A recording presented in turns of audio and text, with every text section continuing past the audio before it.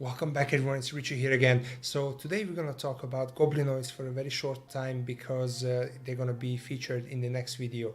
So Goblinoids, nasty creatures, and usually the very first thing every adventurer going to meet.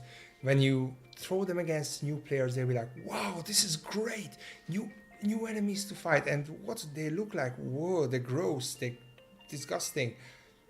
But when you switch them around and experienced players fight against goblins, usually this is what you see. Oh, goblins? Again? Really? Come on, we can do better than that. Ugh. So here's my solution, what I recommend for everyone. Think of them as an army. Because they usually operate in large groups, think of the small goblins as the cannon fodder, the ones that actually go out and overwhelm everyone with their sheer numbers. Then we go to the bugbears.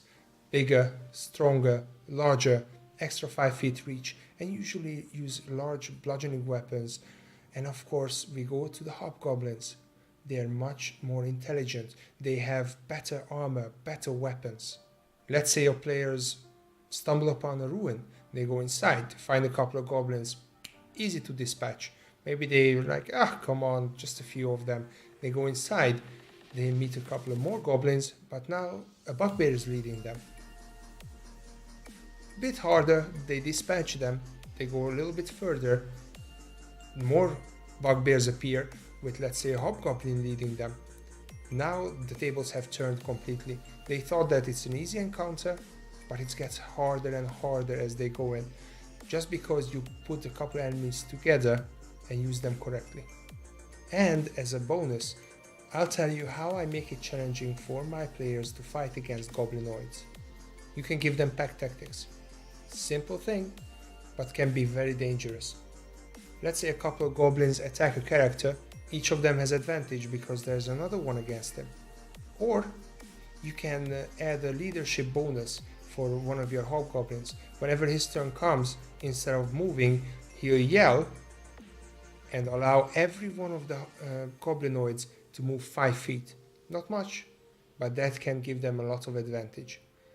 What I usually use in my games, that I add a simple spellcaster, a goblin shaman, with let's say thorn whip or firebolt. Usually they don't have spellcasters, and this balances the fight out completely.